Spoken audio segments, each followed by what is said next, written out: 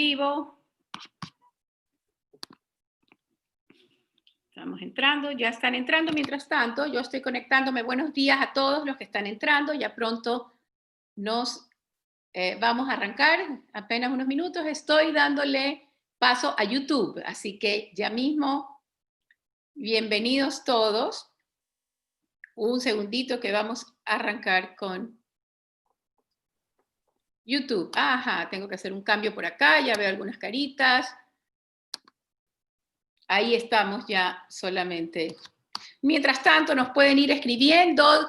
Yo los saludo y no... Estoy dándole paso a YouTube. Voy a dejar callado, silenciado YouTube, porque si no... Bienvenidos todos. Ya, dejé silenciado YouTube, si no, me escucho.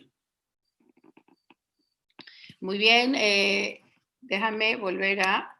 Ahí, Eduardo, ¿estás? Sí, déjame ver. Hola, hola, solo para ver si sales en la pantalla. Ya, bien. Si haces... Solo tú puedes salir. Bueno, ahí estamos. Muy bien. Entonces, bueno, ¿cómo están? ¿De dónde son? Hola, hola, están saludando por acá todos. Hola, Andrea Blanco. Hola, José Calderón. Cuéntenos de dónde son. Un minuto más para arrancar. Y ya lo tenemos a Eduardo aquí, así que pronto le doy el arranque. Desde Quito, qué honor, nos dice Adriana Cordero. Un honor tenerte aquí también. José Calderón. Ah, mira, tenemos a alguien de Puerto Viejo, Manabí. Cuéntenos qué hacen. Tenemos un minutito para saber de ustedes. Ya deben haber estado antes. Palmira, Colombia, ok, Ecuador, Colombia, fantástico. Santo Domingo, mira, ajá, estamos en Santo Domingo. Guayaquil, Quito. José Calderón es de Santo Domingo. Y pueden contarnos cuál es su quehacer para saber su interés en este encuentro. Otra vez Quito. Excelente. Bueno, bueno. Ah, mira, Loja, también tenemos desde Loja. Y Esmeraldas, ajá, yo creo que por ahí tenemos, entonces, todavía nos están acompañando los educadores, ¿verdad? Los educadores que han estado desde el inicio, desde que arrancamos este espacio de encuentros de 5 sentidos para buscar ese equilibrio. Sí, sí, sí, veo algunos educadores por ahí, qué maravilla. Bueno, vamos a hablar de un tema hoy, liderazgo, crisis, estrategia, cambio. ¿Cuánto hemos aprendido en todos estos encuentros? Y la idea es justamente buscar a través de estos personajes que tienen mucho que compartir, un equilibrio entre la vida funcional y la vida emocional desde el rol que nosotros estamos. Buena Fe, Los Ríos, muy bien, esto está a nivel nacional y está a nivel también de Sudamérica, ya tenemos alguien más vi por ahí, aparte de Colombia. Bueno, vamos 11 y 2, yo creo que tenemos que arrancar, así que lo primero que voy a hacer es presentarlo a Eduardo Maruri. Lo voy a presentar con un amor inmenso, y digo un amor inmenso porque nos corre la misma sangre. Es mi primo querido, así que con eso ya les conté un secreto de familia, somos primos y primos muy cercanos, primos hermanos. Y estoy viendo a la ñaña, a Verónica Maruri, que está conectada desde Galápagos. Hola, Vero. Así que, bueno, Eduardo Maruri, ¿quién es? Eduardo Maruri es uno de esos líderes a los que yo llamo líder local, que sale, ¿no?, de una localidad, sale de Ecuador y se convierte en un líder global, y para seguir manejando países también a nivel local con esa visión globalizada. Él sale de esa gran compañía, Maruri Publicidad, y logra lo que algunos líderes probablemente quieren lograr, también anhelan, sueñan, y es llevar su compañía a niveles globales, y se convierte en Maruri Gray, y entonces, que es de un holding mundial. Él, además, es el presidente y el CEO de Maruri Gray, y es el vicepresidente creativo también del directorio mundial de creatividad. Tiene algunos otros nombramientos, como por ejemplo presidente del jurado del Festival de Creatividad de Cannes, uno de los festivales más importantes del mundo. En ese tema que está allí es en desarrollo sostenible. También ha sido nombrado el mejor CEO creativo publicitario por la revista EMEA, en Europa, en Medio Oriente, en África. Bueno, interesantísimo. Así que no perdemos un minuto más y le doy la bienvenida a Eduardo. Y lo primero que le pregunto es, cuéntanos todas estas funciones que tienes. ¿A qué te dedicas ahora? ¿Cómo es tu trabajo? Antes, después de la pandemia, cuéntanos en qué estás. Está en Londres, por si acaso. Y bueno, gracias, Bacha. Un beso grande y primero saludos a Gustavo, a Verónica, a Andrea, a Eduardo Roncoroni. ¿Me escuchan? Algunos amigos. ¿Me escuchan bien? ¿O más alto? Un poquito más alto, un poquito más alto. Quizás acércate. Ok, bueno, saludo a todos y un placer estar acá. Acá son las 5 de la tarde, es pleno verano, así que hace un calor peor que en Guayaquil, pero son pocos días de calor. Pero bueno, aquí los ingleses con un poquito de calor están como desesperados, porque no están acostumbrados como nosotros al calor de Ecuador. Pero bueno, ahora mi trabajo acá en Europa se centra en una sola misión, que es elevar el nivel de creatividad de las oficinas. Acá manejamos 28 oficinas en 14 países. Somos un grupo de más de 1.000 colaboradores. La casa matriz está en Londres, pero tenemos oficinas en todo el territorio europeo, desde Rusia hasta Israel, todos los países de Europa Oriental, y en todos hay diferentes niveles de creatividad, y mi trabajo ha sido fundamental, es cómo elevo el nivel de creatividad y al mismo tiempo cómo elevo el nivel de los creativos en posiciones de liderazgo. Yo soy creo fervientemente que los creativos liderando operaciones son los que hacen la diferencia en nuestra industria. Y tradicionalmente, Greg, una empresa muy tradicional de 100 años, ha sido liderada o por gente de marketing o gente de cuentas o financieros. Y estoy empujando para que los creativos tomen el control. Y eso es lo que he hecho en oficinas como Bélgica, Polonia, Turquía.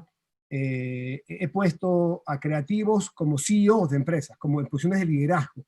Y eso ha sido una apuesta que en la mayoría de los casos me ha salido bien, porque ha habido como una especie de mito que los creativos no pueden ser buenos líderes porque no entienden de finanzas, y creo que hemos mostrado que no es así. Entonces, mi trabajo se enfoca en eso, en elevar el nivel creativo, en poner la creatividad en el centro de todo y en elevar a los creativos per se a posiciones de liderazgo. Y ese ha sido el modelo de éxito. Eso fue lo que me funcionó en Ecuador, eso fue lo que funcionó en Latinoamérica hace un par de años y es lo que está funcionando acá en Europa. Muy bien, qué interesante eso, Eduardo, y justamente lo complementamos, lo que estás diciendo, con tu gran amigo Chacho, que ya estuvo aquí, muchos de ellos también lo vieron, ¿no? Y que hablaba justamente de ese liderazgo creativo. Y cuéntanos, ¿cuáles han sido los mayores desafíos de poder llevar eso desde acá? Porque lo sacas de Latinoamérica y lo llevas a Europa. Entonces, ¿qué desafíos has encontrado incorporando ese proceso? Bueno, hay un poco de resistencia al cambio, como tú siendo experta del cambio conoces. Estás hablando que si voy a una oficina como Dinamarca, donde el CEO es un danés de 65 años que tiene 20 años manejando la empresa de manera muy exitosa, y viene un ecuatoriano, 20 años menor que él, o 10 años menor que él, con ideas de cambiar un modelo, obviamente genera resistencia. No es fácil ganar la credibilidad porque tienes la posición. La credibilidad se le gana con hechos, no por la posición. El título no te da la autoridad de por sí, tienes que ganártelo. Entonces, al principio no fue tan fácil que estos líderes empresariales de muchos años, franceses, rusos, alemanes, ingleses, vean a un ecuatoriano como su jefe y que encima venga a cambiar todo el modelo que ha funcionado para ellos durante muchos años. Entonces, la resistencia al cambio ha sido fuerte, pero con hechos y también con el ejemplo, he ido poco a poco eliminando esos obstáculos y haciendo cambios graduales pero sostenidos. Entonces, yo creo que la mayor resistencia al cambio está en la gente que se aferra a los procesos del pasado y que no leen tal vez que la industria está buscando ese cambio, que los clientes están buscando ese cambio y que si no los implementamos nos quedamos fuera del negocio. O sea, es un tema de sobrevivencia, ¿no? Eso, háblanos de ahí, ¿no? De la industria, ¿hacia dónde está yendo la industria de publicidad? Y si esta crisis ha golpeado igual a los países que manejas, o ha golpeado de distinta manera? ¿Y hacia dónde vamos? Comienzo con la última parte de la pregunta. A nivel de Europa, yo te diría que las ventas han caído, o el ingreso, más o menos un 20-25%, pero tienes países como Alemania, donde cayeron 5%, países, agencias nuestras, o Turquía, donde crecimos versus el año pasado, y empresas como Dinamarca, donde está igual, y Londres, que bajó 30%. Es decir, cambia mucho, depende de dos variables. Uno, del mix de clientes que tengas. Por ejemplo, en el caso de Inglaterra, ¿por qué cayó mucho? Porque tenés muchos clientes en el área de hoteles, restaurantes, retailers, que están cerrados. Entonces, obviamente, ellos automáticamente dejan de invertir en comunicación y tus presupuestos caen. Otros, como por ejemplo Alemania, tiene muchos clientes en el sector de la salud, donde se venden más medicinas, o sectores de consumo como Procter & Gamble. Eso se sigue consumiendo y siguen anunciando. Y otros como Turquía, donde su oferta es esencialmente digital. Entonces, las empresas que dependen más de negocios digitales son las que crecieron. Y las que dependen más de cosas tradicionales, por ejemplo, los que tienen negocios de vía pública, muertos, nadie estaba en la calle, ¿cómo vas a hacer vía pública? Pero si tu negocio está basado en social media y tienes el conocimiento para hacer creatividad en TikTok, en Instagram, donde el uso se aumentó, tu negocio también crece. Entonces depende de dos variables, del mix de clientes que tengas y de tus ofertas de trabajo, dónde eres mejor. Y yo creo que eso también marca la industria. Creo que la pregunta hacia dónde va la industria se mueve con los consumidores. Esta situación del coronavirus demostró que la gente quiere comprar online, ¿no? El e-commerce quiere comprar todo, las ventas online, las transacciones de internet han subido radicalmente, la educación se volvió una educación también online y eso abre oportunidades de negocios de educación online. Los hábitos de viaje se van a cambiar, no se va a viajar tanto como antes, va a ser viajes más específicos. Entonces, la industria tiene que adaptarse a estos nuevos cambios de los consumidores, porque los clientes van a tener que comunicarse con sus consumidores de formas diferentes, momentos diferentes, mucho más digital, mucho más e-commerce, menos presencial, y eso va a generar que la industria, nuestra industria de la comunicación, también migre de manera más agresiva hacia esas tecnologías. Entonces, pero de nuevo, eso no quita la esencia, que sea TikTok o sea un comercial de televisión, la creatividad es lo que va a hacer la diferencia, ¿no? Entonces no quita la esencia de la estrategia, lo que sí es que apunta a diferentes sectores o áreas donde hay que invertir más. Y en ese mismo sentido de las cosas que han cambiado, la forma de trabajo cambió radicalmente.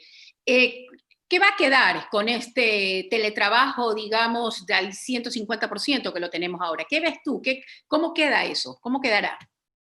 Mira, te respondo con un ejemplo. Nuestra oficina en Londres, tenemos 350 personas en un edificio de 6 plantas. Gustavo, que estuvo ahí, lo conoció. Y es un edificio grande, ubicado en el centro de Londres. Y ahora, con el teletrabajo, siendo seguramente la opción de default, la primera opción para reunirse, ir a la oficina va a ser como una excepción. Entonces, no tiene sentido en gastar energía, tiempo, consumir, hacer tu huella de carbón, viajando en carro, en tren, yendo a la oficina, a sentarte a escribir emails desde tu oficina.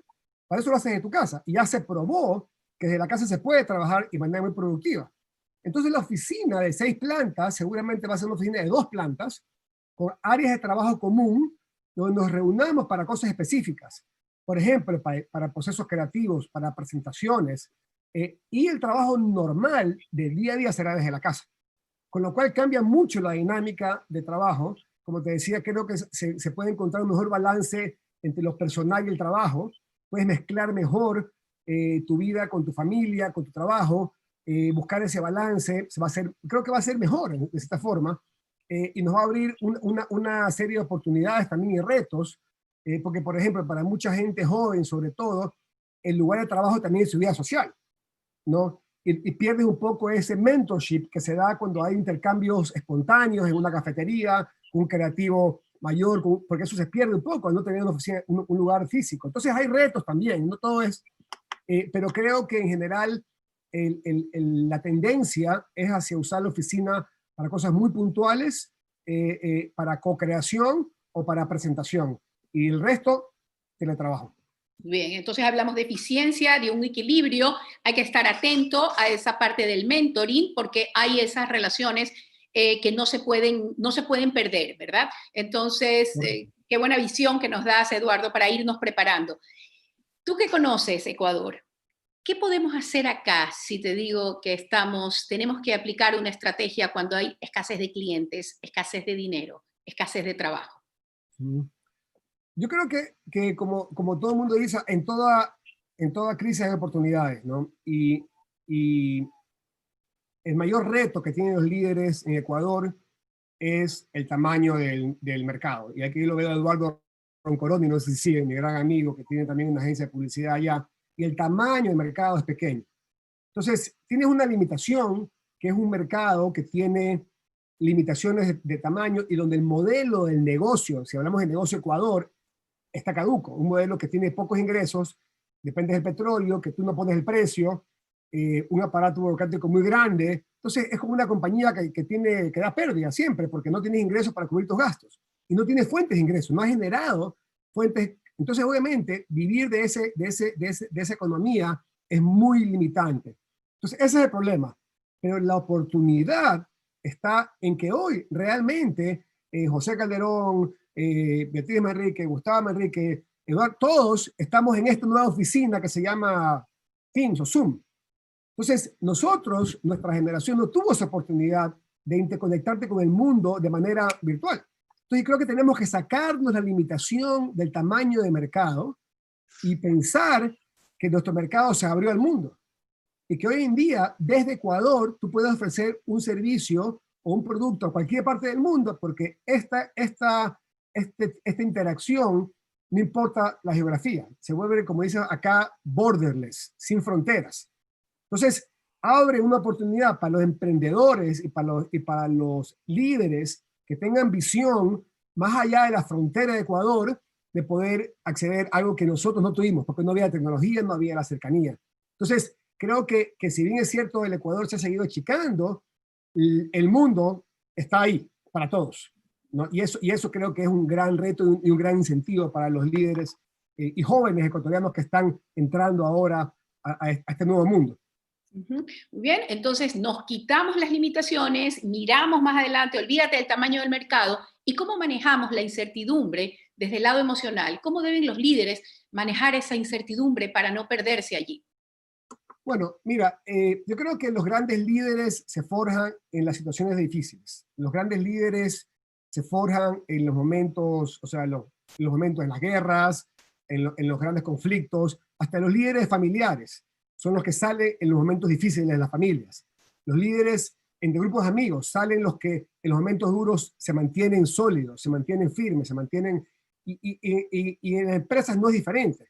Entonces yo creo que el verdadero liderazgo resurge en los momentos difíciles. Entonces, en incertidumbre, en desasosiego, en un poco de pesimismo, el líder es el que tiene que sobrellevar sus propias limitaciones o su propia vulnerabilidad, reconocer la vulnerabilidad, porque todos la tenemos, pero ir más allá. Y una de las cosas que hay que entender como líderes es que la gente reacciona diferente en momentos de tranquilidad, momentos de crisis, muy diferente. La gente cuando está en estrés reacciona diferente. Unos se quedan mudos, callados, otros explotan, otros se paralizan, otros canalizan eso y hacen mil cosas, y que son diferentes. Entonces, el estilo de liderazgo que uno aplica tiene que ser individual para cada persona en cada situación. Entonces, si te pones a ver, si a mí me reportan 25 personas, yo tengo que saber qué necesita esa persona en ese momento. Entonces hay personas que por ejemplo, el CEO de Dinamarca, no, por ejemplo, él necesita una llamada semanal que yo diga, allá vamos, no necesita más. Yo tengo mi CPO de producción que necesita que veamos todos los días cómo estás, cómo está la familia, qué necesitas. Cada uno es diferente. Entonces no es que yo impongo mi estilo de liderazgo, yo me adapto a las necesidades de cada uno. Y esos son los líderes que resurgen, los que pueden adaptarse su personalidad o su estilo a lo que la persona necesita en ese momento. Y eso se vuelve mucho más importante en épocas de crisis. Y creo que eso es lo que tenemos que entender, no porque yo soy autoritario, no, o soy un líder benevolente, o soy un líder, no, es qué necesita cada persona en cada momento. Y en crisis eso se vuelve fundamental para que una organización siga funcionando. Entonces, has hablado que no es el líder autoritario, estás hablando de conocer exactamente qué es lo que necesita, estamos hablando de la empatía. ¿Tú dirías que el liderazgo también, o el estilo de liderazgo, también va a sufrir un cambio o debe sufrir un cambio a partir de ahora? Lo que pasa es que yo creo que el liderazgo es más un ejercicio de introspección, más que un ejercicio de proyección. El liderazgo es conocer tus propias vulnerabilidades, conocer tus propias debilidades, entenderlas y saber manejarlas. Porque todos somos humanos, tenemos vulnerabilidades, debilidades y puntos débiles. Entonces, yo creo que más que un estilo de liderazgo, yo no creo en los estilos de liderazgo, para comenzar. Yo pienso que somos todos seres humanos que necesitamos actuar de la mejor forma para conseguir un objetivo con este grupo humano. Y a veces necesita una palmada en la espalda, a veces necesitas un poco de presión, porque la gente necesita eso, y a veces necesitas simplemente una sonrisa o un chiste, ¿no? Entonces, creo que eso no va a cambiar con COVID, sin COVID. La humanidad se ha forjado con líderes así, desde Winston Churchill, que tenía el mayor sentido del humor, pero también era lo más duro, pues también era emocional. Es decir, yo creo que esos liderazgos, estilos marcados, hoy tú ves los grandes líderes empresariales, no puedes definir cuál es el estilo, porque son adaptables a las personas y a las situaciones. Okay, entonces estamos hablando más de adaptables en un momento como este, ¿no? Y tú dijiste, te oí en un discurso que diste en Berlín, en la Escuela de Líderes Creativos, y tú dijiste, yo estaba buscando un director creativo para mi agencia Maruri. Y resulta que me di cuenta que era yo. Sí. Cuéntanos, ¿qué pasó de ahí en adelante? A veces podemos como perder, digamos, esa esencia que llevamos como líder, o nos salimos del lugar exacto donde tenemos que estar. Nos puede pasar en crisis también. ¿Cómo la retomamos? Bueno, a veces necesitas a alguien que te haga ver las cosas, ¿no? Y en mi caso fue Chacho Puebla. De hecho, estábamos en Berlín en una clase, salimos a correr al parque, corríamos todas las mañanas, y bueno, después de correr, estábamos estirando, yo le dije como, oye, tengo que buscar un director creativo. Me dice, pero si yo te veo que te encanta, que tú tienes las ideas, que tú tienes la pasión por la creatividad, tú eres el dueño de la agencia, ¿para qué necesitas a alguien? Y yo, tienes razón, me hizo ver, y todo cambió desde ahí, porque no solamente que retomé la creatividad como algo propio, sino que además comencé a disfrutar más mi trabajo. Y comencé a disfrutarlo más, y entender que eso es lo que me motivaba, y eso es lo que trato de hacer ahora también. Además que sea CEO, no abandono el proceso creativo. Estoy muy metido en desarrollo de ideas para mis clientes, porque eso es lo que me apasiona.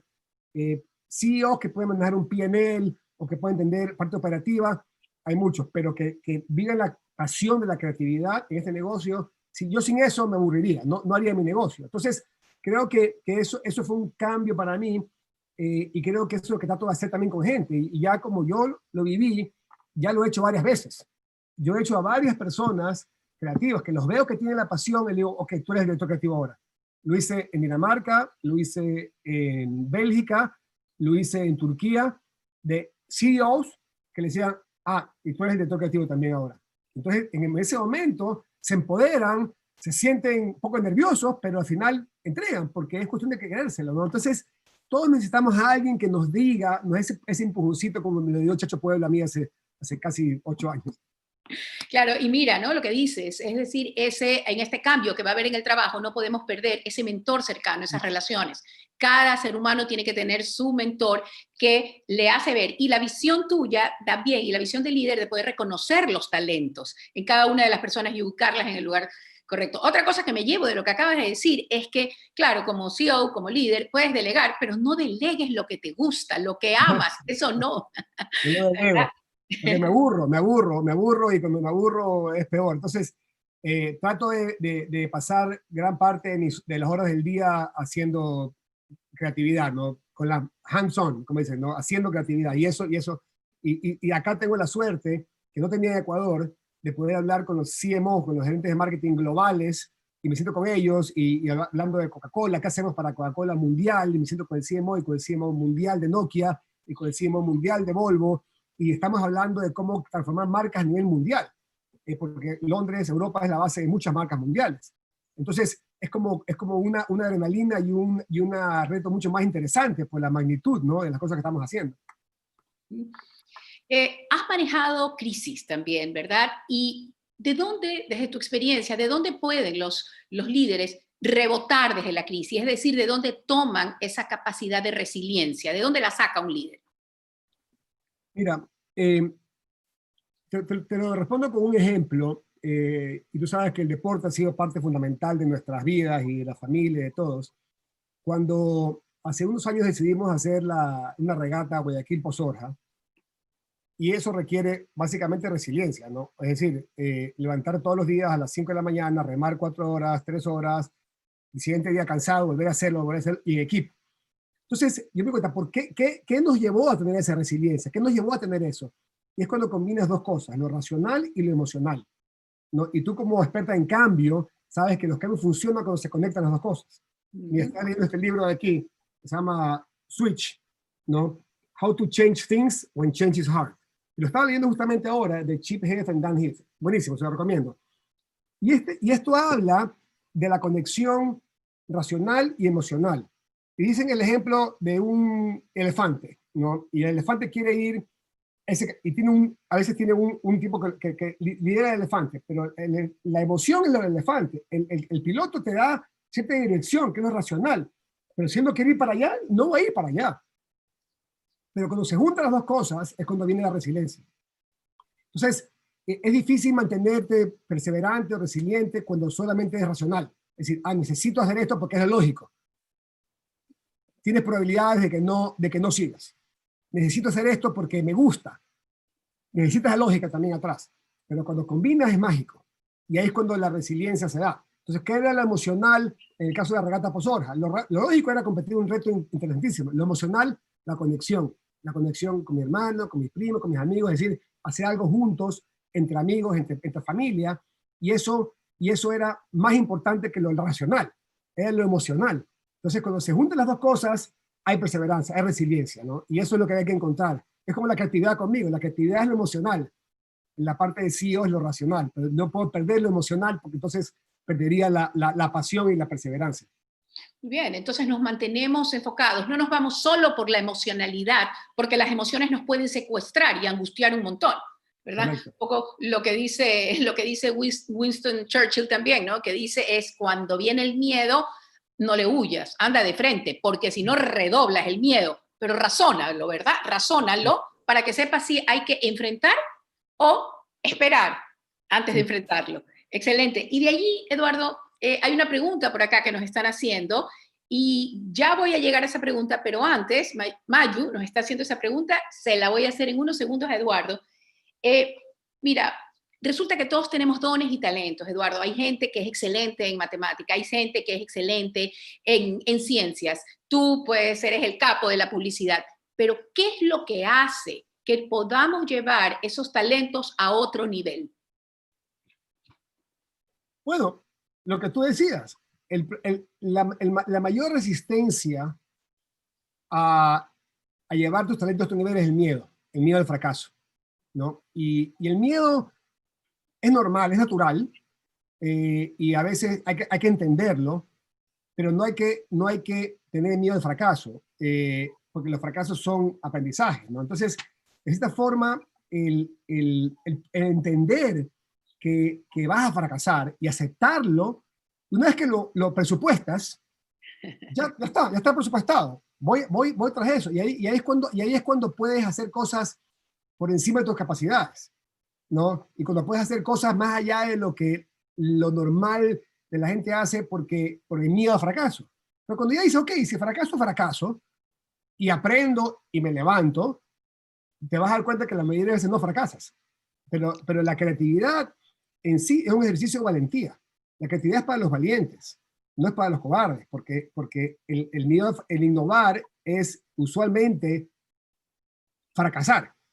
y cuando que te quitas eso, es cuando puedes llevar tus dones a otros niveles, y puedes crecer, y puedes llevarlos a otros. Pero tienes que entender el fracaso, y aceptarlo, ¿no? Y cuando lo aceptas y lo presupuestas, te lanzas y usualmente no fracasas. Y si fracasas, pues sigues para adelante. Mira, entonces, presupuestar el fracaso, por favor, anoten eso, de tal manera que ya sabemos que es parte de nuestros sueños. Sí, sí, sí. Está ahí. Pero además tienes otra frase de ese discurso que yo te oí y dijiste tú que nosotros, algo así, si me lo recuerdas, nosotros, algo tenía que ver con el dolor, es decir, como que del sufrimiento salimos más fortalecidos. Pero ¿qué puede haber aparte de lágrimas en el dolor, Eduardo? Bueno, es que y eso es una filosofía más bien asiática, que siempre dicen que uno aprende más de los fracasos que de las victorias, y creo que es verdad. Y, y yo decía que mientras más dolor, más consigues, porque si tú ves, hay mucha evidencia en los grandes líderes de la humanidad, los grandes agentes de cambio de la humanidad, los grandes premios Nobel, los grandes artistas que han cambiado, han tenido vidas muy dolorosas. Han tenido vidas donde el dolor ha sido en magnitud igual a sus logros. Entonces yo que tengo esta idea de que si en algún momento no tuviste o no tienes ese dolor, es poco probable que tengas logros similares. Entonces a los que nos están escuchando, porque todos tenemos nuestras propias guerras, todos vivimos nuestras propias batallas que nadie sabe. Todos los que están aquí en este chat tenemos batallas internas, dolores internos que no los compartimos, pero todos los estamos viviendo en cierta magnitud. Todos, absolutamente todos, los que estoy viendo aquí. Entonces, está bien, hay que entenderlos, que esos dolores y esos miedos nos van a llevar a algo bueno. Pero si no estás viendo ningún dolor, estás perfecto, prepárate porque se va a venir. Porque si no viene, es que tampoco va a venir algo bueno. Entonces, todos esos dolores que son incomprendidos a veces, que son, uno piensa que es injusta la vida con uno, tienes que entenderlos como parte de un proceso donde viene lo bueno también, ¿no? Y que mayor el dolor, mayor la felicidad después o el logro. Entonces, es una teoría que yo estoy estudiándola porque la he visto y creo que esa es como una barra neutra, ¿no? Tú estás aquí, la vida es así. Mientras más bajas, más subes. Y mientras más subes, más bajas también. Entonces, es como una filosofía de vida que a mí me ha permitido entender los momentos bajos como un momento para coger impulso para subir. Y cuando estás arriba, tener la humildad de enseñar a otros, y cuando estás abajo, tener la valentía de aprender, ¿no? Cuando estás arriba, ten la humildad de enseñarle a otros, pero cuando estás abajo, ten la valentía de aprender de eso, ¿no? Entonces, esa es un poco como mi lección de vida, ¿no? Clarísimo, es decir, planos no nos vamos a quedar. Y tú Es una agregas opción, algo. es una opción, ¿no? Y no es incorrecta, no es la mía, pero si tú te quedas plano, pues vas a tener posiblemente poco valor, te mueves en esta aguja, pero si quieres hacer más cosas, usualmente vas a tener que ir un poco más abajo para subir más. Pero son decisiones, ¿no? Y esto Pero lo conecto con algo más. es poco probable que te quedes plano, poco probable. Poco probable, ¿no? ¿Verdad? Desapareces, o sea, es un status quo y finalmente out. Tú también dices que la vida se trata de ciclos. Explícanos un poco más esto. Bueno, está relacionado con esto, porque la vida es llena de curvas, ¿no? La vida no es una línea recta. La vida tiene curvas, tiene atajos, tiene baja, sube, y usualmente cuando tú ves la historia de los grandes artistas o los grandes líderes, han tenido épocas buenas, épocas malas. Tú ves los artistas, la época de artista tuvo 10 años de gloria y 10 años pésimos. El líder tal tuvo 5 años de gloria, después fue odiado, después fue adorado. Y como comienzas a estudiar estos procesos históricos, te das cuenta que todas las grandes personas tienen ciclos. Y los ciclos son así, son altos y bajos, ¿no? Y cuando también, como hablamos de presupuestar el fracaso, también estar preparados cuando estás arriba de saber que se te puede venir una baja, ¿no? Esa baja puede ser de la forma más inesperada. Puede ser temas familiares, económicos, salud, lo que sea. Entonces, Y dices, bueno, estaba todo bien, bueno, ya no está todo bien, pero va a venir otra época. Entonces, es un poco también entender el yin-yang, entender que la vida no es plana y entender que el dolor te va a traer también buenos momentos. Entonces, a eso me refiero con los ciclos, ¿no? Estar preparado para esos ciclos, para esas altas, para esas bajas, pero tú eliges, dice Eduardo, hasta dónde quieres llegar, cómo quieres llegar, pero si quieres borrar los bordes, hay que estar preparado para todos estos cambios, ¿verdad? Eduardo, vamos a unas preguntas acá. Voy a tratar, no tengo curador de preguntas, así que tengo que tratar aquí de resumirlas rápidamente. Mayu dice, ¿cómo conciliar cuando tú tienes dos equipos, uno con experiencia y uno que está empezando a trabajar? ¿Los haces trabajar juntos, trabajan separados? ¿Qué sugieres?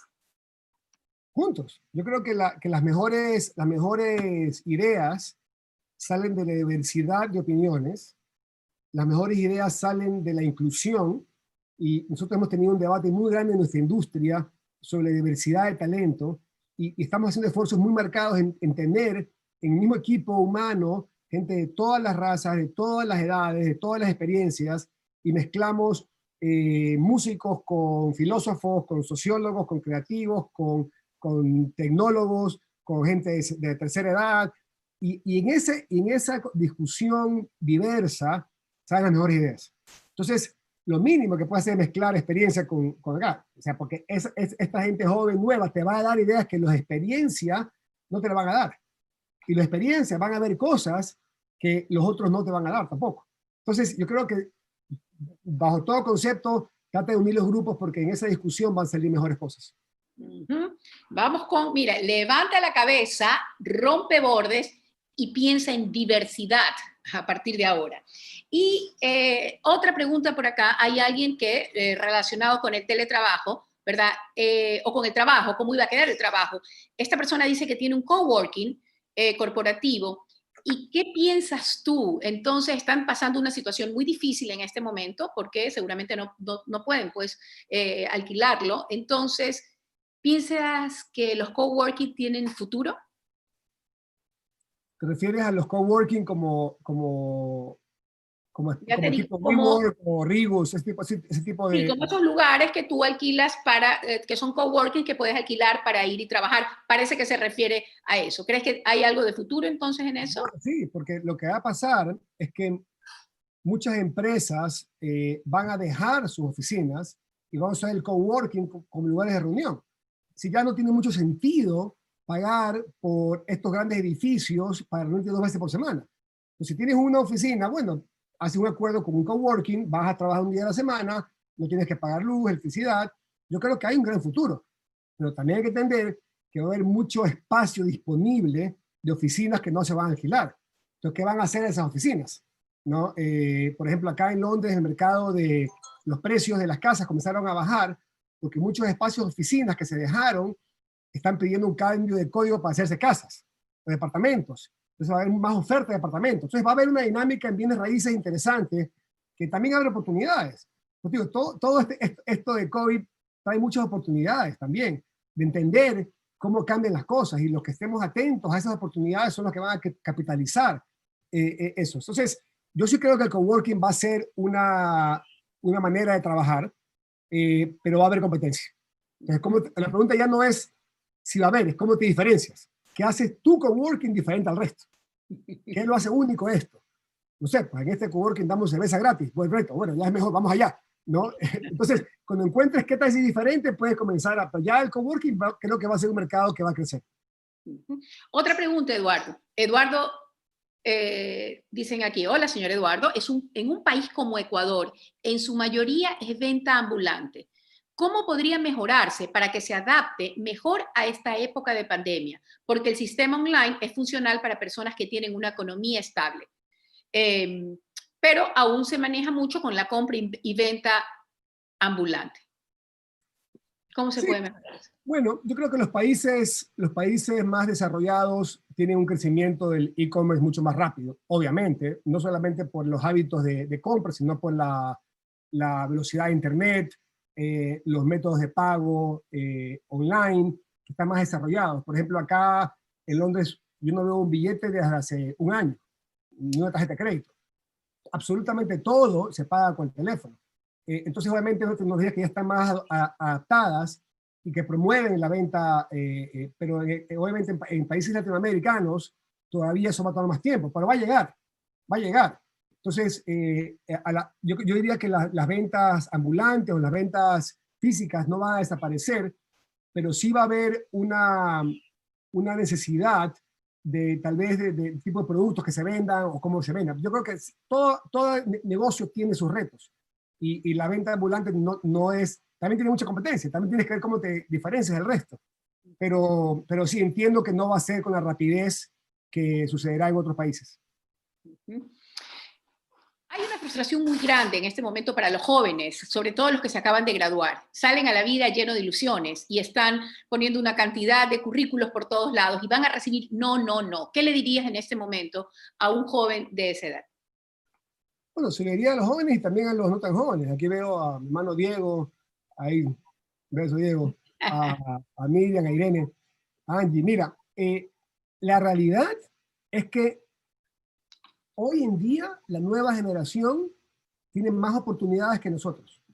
No, cuando nosotros comenzamos a trabajar, y veo a Irene, que trabajamos hace 20 años, 25 años, Angie, no existía la posibilidad de sentarte a hacer un Zoom o un Teams con alguien en Bruselas o con alguien en Hong Kong. Hoy es igual de fácil de reunirte con alguien en Hong Kong que con alguien en Yaguachi. Está lo mismo, porque finalmente la tecnología te une. Entonces, de nuevo, lo que dije hace un momento, ¿qué podemos hacer nosotros desde Ecuador sin limitarnos al tamaño del mercado de Ecuador y sin limitarnos a los problemas que tiene Ecuador, ¿no? Y esa nueva generación, nuestros hijos, nuestros nietos eventualmente, van a nacer siendo tal vez menos ecuatorianos en el estricto profesional de la palabra y más ciudadanos globales. Y creo que tenemos que enseñarles a ellos a entender que no se pueden limitar a que voy a poner un restaurante en Ecuador para que vengan 20 personas. No, eso es pensar en pequeño. ¿Qué puedes hacer tú desde Ecuador con la tecnología, la cercanía que hay, con la educación y con la capacidad empresarial y la creatividad para acceder? Nosotros desde nuestra agencia tuvimos que trabajar 25 años para que una agencia de afuera nos vea y nos comience a ver. Hoy tú puedes trabajar creativamente desde cualquier parte del mundo. Ayer hicimos una campaña para una marca que vende máscaras de Suiza, que son las que supuestamente son las mejores máscaras del mundo para eso. Marca Living Guard. Hicimos un pitch y tenía a un tipo de Alemania, a otro de Turquía, a otro de Bélgica y otro de Nueva York, creativos trabajando juntos, ¿no? Y yo dirigiendo el pitch. Lo ganamos y me decía, ¿de dónde son los creativos? Le digo, bueno, están en todas partes del mundo. Puede haber estado en Ecuador también, ¿no? Entonces se vuelve un mundo totalmente sin fronteras y esa mentalidad nosotros no la tuvimos. Nosotros nos limitamos siempre. Entonces, claro, obviamente depende de la industria en la que estás, ¿no? Si estás en la construcción, difícil construir en Hong Kong, pero sí puedes tener tecnología que puedes exportar o know-how. Entonces, creo que esa, más bien yo veo como una oportunidad para la nueva generación, que nosotros no la tuvimos, y es una oportunidad que es un cambio mental, ¿no? De cómo llegar fuera de Ecuador.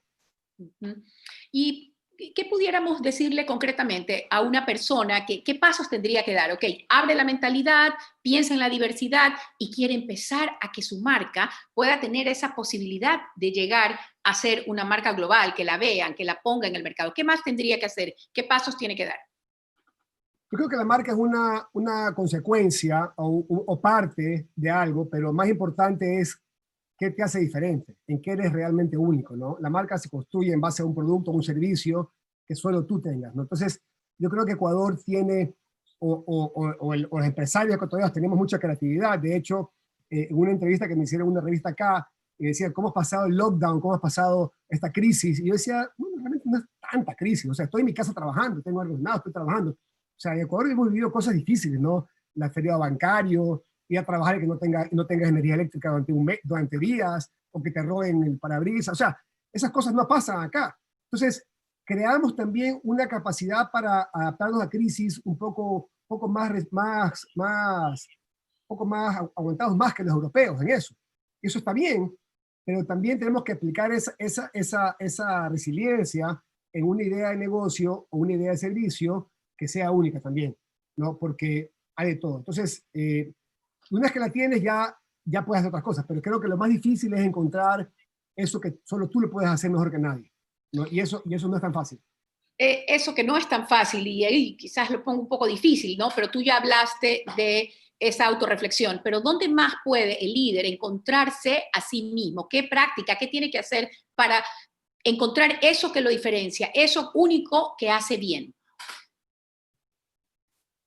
Yo creo que son dos cosas diferentes, ¿no? Uno es, de nuevo, hacer un ejercicio de introspección, entender tus propias vulnerabilidades, tus propias debilidades, tus propios defectos. Así mismo, tener tus talentos, ¿no? Y el talento ojalá esté con la pasión, ¿no? Cuando tienes talento y pasión, usualmente tienes algo bueno ahí. El problema es cuando tienes talento o tienes pasión y no talento, o cuando tienes talento, pasión, pero no hay mercado. Entonces, digo, es una fórmula difícil, pero cuando la encuentras es mágico, ¿no? Eres bueno para algo, te gusta y alguien te lo quiere comprar, ¿no? Y eso es lo que tienes que buscar, ¿no? Que te guste, que sea bueno y que alguien quiera pagar por eso. Y ese es el ejercicio constante, ¿no? No solamente los líderes, de todos, ¿no? De buscar ese tipo de alternativas, pero no es tan sencillo. Pero lo bueno es que hoy puedes pensar en cualquier parte del mundo, no solamente en Ecuador, y esa es la maravilla de la tecnología y lo que aprendimos después de COVID, porque sinceramente si COVID no hubiera pasado, no hubiéramos hecho este ejercicio de trabajar remotamente, nadie lo hubiera hecho. Yo no hubiera pensado, hago media culpa, yo era un poco detractor, me decían, voy a trabajar desde casa, yo decía, trabajar desde casa, sí, seguramente, vas a estar trabajando, y ahora que trabajas de casa te das cuenta que trabajas igual o más.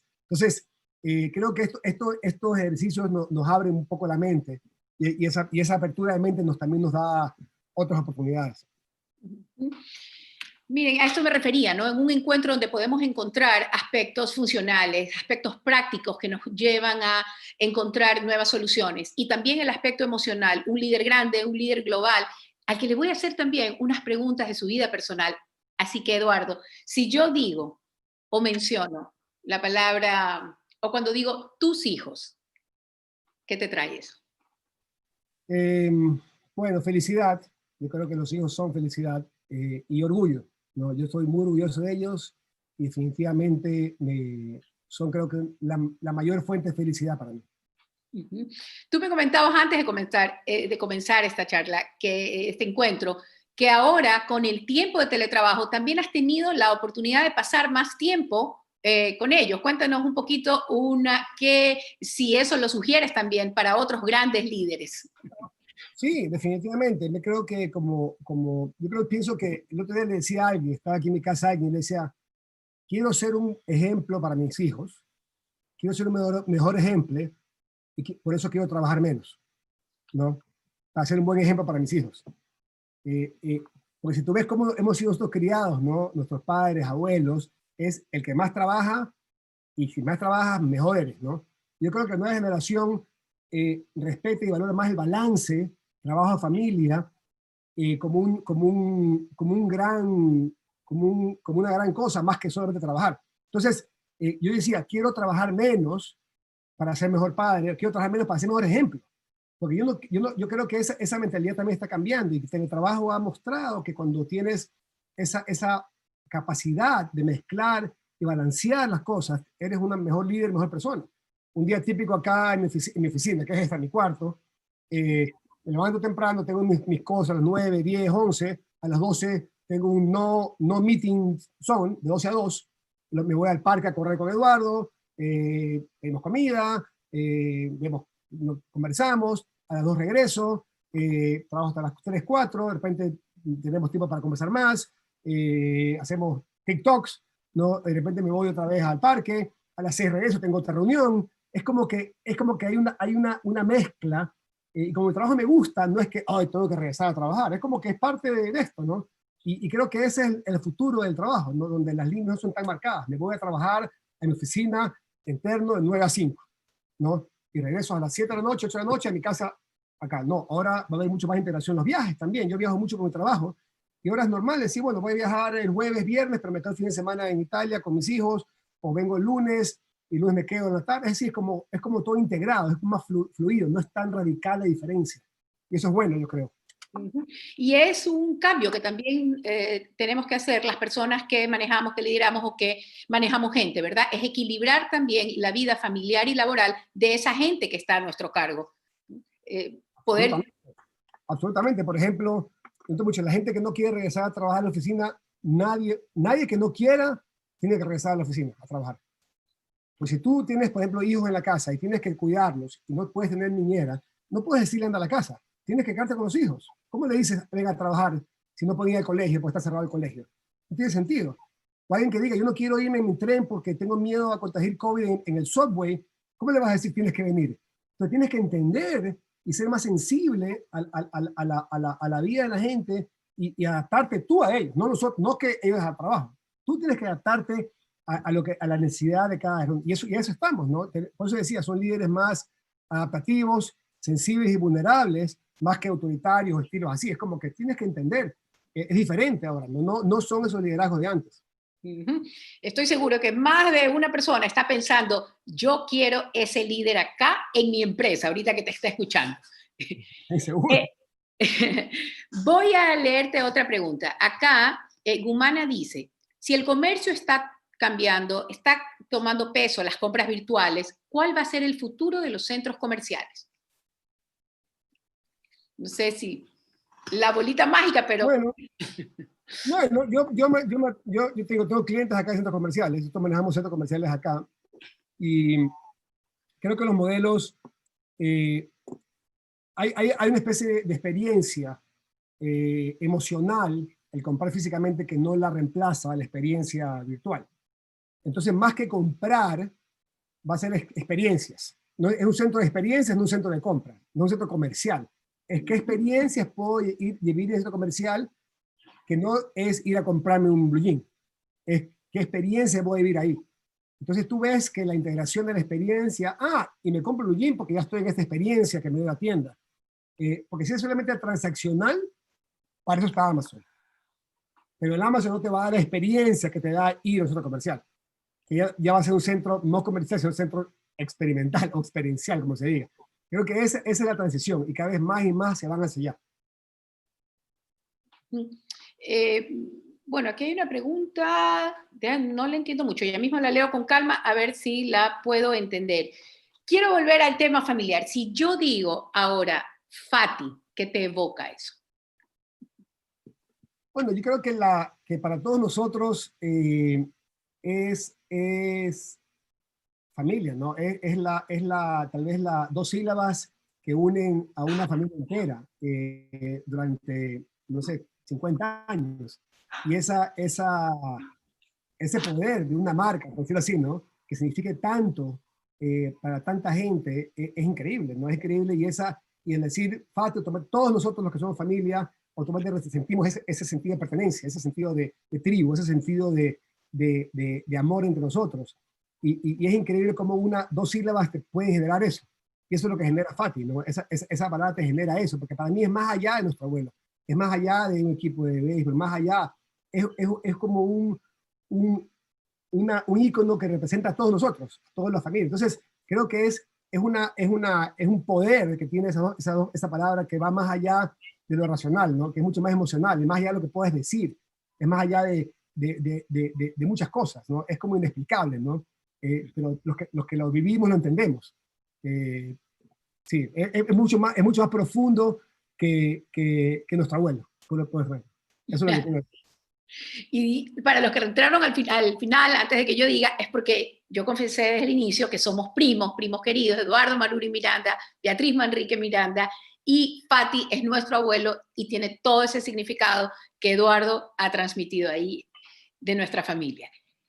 Eduardo, cuando digo la palabra mirandada. Yo siento dos sentimientos. Primero, nostalgia, porque los extraño a todos y porque obviamente esas épocas donde nos reuníamos una vez al año eran épocas que de cierta manera nos permitían integrarnos, que nuestros hijos estén juntos. Entonces, es un poco de nostalgia, sinceramente, y también un poco bendecido de ser Miranda, ¿no? Creo que todos los que somos parte de esta familia sentimos ese vínculo, que el evento Mirandada nos daba ese sentimiento de orgullo y pertenencia, y de tener la suerte de ser parte de esta familia. Y eso es lo que siento con eso, hay nostalgia y suerte de ser parte, de todo ser parte del mismo tronco, ¿no? Ujú. Y ahora sí, aquí hay otra pregunta más, vamos a volver a eso. Dice que respecto a los centros comerciales, que si opinas que lo mismo sobre la experiencia tiene que ocurrir en eventos como ferias. 100%, 100%. Pienso que también la dinámica de ferias y Andrea Blanco, que está en ese negocio, debe saber, creo que hay que repensarlos porque no creo que el social distancing sí se va a mantener un tiempo en los eventos multitudinarios de uno tras otro, en una feria como Raíces, en una feria como la feria de Urán de la época. No creo que son sostenibles en el tiempo. Hay que repensar cómo reorganizas eventos de una forma más acorde a la realidad, ¿no? Y hay formas, hay que ser creativos nomás, pero hay formas. Y también veo a Diego que tiene carreras y maratones. Dices, ¿cómo las hago ahora cuando la gente no quiere estar pegadito así uno a otro? Entonces, no podemos contar con que eso se va a ir ahora en 6 meses cuando aparezca la vacuna, porque puede venir otro, ¿no? Y ya es la nueva dinámica, ¿no? Entonces tenemos que repensar eventos masivos, el fútbol, las ferias, las carreras, tienen que repensarse porque no creo que algunos cambios son para quedarse. Y el social distancing, por ejemplo, yo les decía, hasta los temas de etiquetas de buenos modales. Yo me acuerdo cuando éramos chicos y le decían, no, si vas a un matrimonio tienes que saludar a todo el mundo en la mesa y darle beso a todas las señoras que están ahí. Y tú veías a estos chicos que entonces no, saluda a todo el mundo para ser educado. Y venían estos chicos y nosotros, beso, beso, beso, beso, beso, beso, beso, beso. Ahí son coronavirus, coronavirus, todos. Entonces, obviamente, yo le digo a mis hijos, no saluden. De lejito nomás, buenas tardes, buenas noches y sigue, ¿no? Entonces, hasta los hábitos de etiqueta, de educación, tienen que cambiar. Yo creo que tiene sentido saludar a todo el mundo con besos, no es higiénico, simplemente, ¿no? Y ahora es coronavirus, entonces creo que tenemos que cambiar y ese es un pequeño ejemplo que refleja los cambios que tienen que suceder en otros tipos de eventos, como las ferias, como las carreras, como los conciertos, como tiene que repensarse. Pero seguramente alguien saldrá con una buena idea y esa persona capitalizará esa ley. ¿Cómo son las nuevas carreras en after COVID? ¿Cómo son las nuevas ferias después de COVID? Es como BC, before COVID, after COVID, ¿no? Es como tienes que pensarlo así, porque sí son cambios fundamentales. Eduardo, y ya casi llegando al final, para eso, justamente, porque esos equipos de trabajo tienen que sentarse a repensar, ¿verdad? A poner esas neuronas, harta química, harta eléctrica, hay electricidad. Entonces, esos procesos creativos del que hablaste, del que llevaste tú, justamente de acá, de Maruri Gray ahora, allá, ¿qué sugieres? ¿Qué sugieres en equipo de trabajo para disparar ideas? Bueno, lo que hablamos hace un momento, ¿no? La diversidad. Mira, ahora nosotros tenemos, por ejemplo, en nuestra industria una baja representación de afroamericanos, ¿no? Bajísima representación. Y sabemos que no estamos llegando, no estamos teniendo las mejores ideas por esa baja representación. Entonces, hemos hecho esfuerzos muy importantes estos meses para poder tener, y claro, tuvo que darse un evento como Live Blacks Matter para tener conciencia, ¿no? Pero yo diría que en general las ideas van a salir cuando mezclas talentos, cuando mezclas generaciones, cuando mezclas diversidad, cuando mezclas profesiones, cuando mezclas. En esa mezcla es mágica. Yo les recomiendo realmente, lo he visto funcionar, no hay que tener miedo. El miedo es lo homogéneo. El miedo es cuando todos somos iguales, todos somos hombres blancos de 30, 40, 50 años sentados en una mesa pensando ideas. Mézclate con gente más joven, con gente mayor, con gente diferente, con gente de otras razas, y ahí vas a tener mejores ideas. Bueno, yo creo que hemos llegado ya casi al final. Eduardo, esto ha estado fantástico y me ha encantado porque se ha cumplido justamente ese propósito de este encuentro, ¿no? Hemos visto un líder humano que nos dice que tenemos que poner en el centro a la persona y equilibrar su vida. Eso va a cambiar y algunas cosas vinieron para quedarse definitivamente. Resulta, de lo que nos ha dicho Eduardo, que tenemos muy claro que el éxito no dura para siempre, pero el fracaso tampoco. Y que tenemos que aprender a sostener ese miedo, y se trata de ser valiente. Y de fracaso en fracaso, que tiene que estar contemplado en la agenda, como dice Eduardo, no podemos perder el optimismo de que salimos y más fortalecidos. Eduardo, Maruri, Miranda, qué alegría, un beso grande, todos los primos ahí mirándote, estoy ido subiendo en personas, estás por YouTube también, voy a dejar ahí la entrevista, realmente ha sido un bálsamo para el alma, ha sido fantástico oírte, acá escribe extraordinario como siempre, y te dejo para que te despidas ahí de los amigos que están, de la primada que nos está escuchando. Gracias, prima, siempre un privilegio verte a los tiempos, y un abrazo a todos los que se mantuvieron, como José Calderón, Jacqueline Urrutia, la veo aquí también, que se ha metido todo el tiempo, Domingo Rosero, Julián Bonegas, mi amigo Julián, saludos, Rosa Rosero, Yesenia Caicedo, la familia Revelo, Wilson Maca, mi tocayo Eduardo Roncoloni, a los tiempos, buen abrazo, veo el primo David, Andrea, Carmen Amelia, Adriana Cordero, a los tiempos, bueno, mi prima Irene, Seria, Magali, María del Carmen, Irlanda, Gumana, Fabiola, Tamara, Lady Zúñiga, Carmen, Juan Vallejo, Cecilia Bravo, Juan Durán, Edgar Santana, Carlos Rodríguez, Alexandra, Norma, bueno, creo que me casi todos, Lilian Toala. Así que gracias a todos por la paciencia, y espero, pues, cuando vaya a Ecuador, darte un beso en persona, prima. Te quiero mucho y gracias por pensar en mí. Saludos a toda la familia. Un beso, te quiero mucho también, extraordinario. Gracias a todos, y ahí lo tienen para seguirlo viendo, reproducirlo y compartir esto con más personas para seguir sacando lo mejor de los seres humanos. Muchísimas gracias, nos vemos. Bye.